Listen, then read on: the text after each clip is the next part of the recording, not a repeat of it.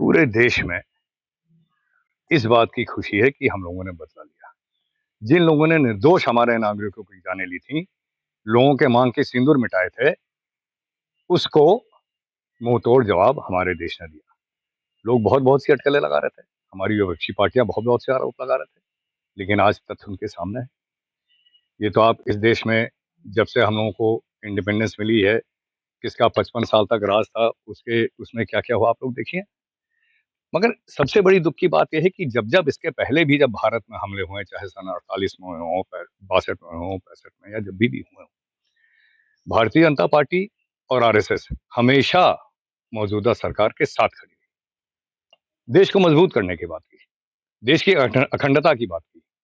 अपने संकीर्ण स्वार्थ की राजनीति तो हम लोग कभी नहीं फंसे, लेकिन इसके बाद भी सवाल उठता है कि इंडस रिवर वाटर ट्रीटी जितना हमें प्रतिशत देना चाहिए पानी, हम लोग क्यों देते चले आ रहे हैं। कितने बार आतंकवादी हमले हो चुके हैं, कितने बार कश्मीर अटैक हो चुका है। सवाल ये उठता है कि हमारी सेना को लाहौर से वापस क्यों बुला लिया गया। जब पाकिस्तान ने अटैक किया तो हम लोगों ने मुंह तोड़ जवाब दिया था, क्यों वापस बुलाए गए। सवाल उठता है कि इस तरह की नरमी हमारे जो दुश्मन राष्ट्र है क्यों हमेशा दिखाई गई। ये सबूत है कि यहाँ देश का ख्याल नहीं है लोगों को, अपनी अपनी राजनीति कैसे बची रहे उसके अलावा कोई और सोच नहीं है। और किस तरह जो एक विचारधारा है कि हम ही वही लोग हैं जो इस देश पे राज करेंगे, उसका तो जनता जवाब दे ही चुकी।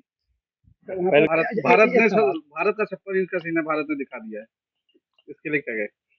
मैं बधाई देना चाहता हूं अपनी सेना को, अपनी सरकार को, माननीय मोदी जी को, माननीय रक्षा मंत्री जी को, माननीय गृह मंत्री जी को, कि इतना तगड़ा संदेश इन्होंने केवल पाकिस्तान को ही नहीं दिया है, पूरे दुनिया में हम लोगों ने संदेश दिया है कि भारत के साथ अब वो देश नहीं है जो पहले था।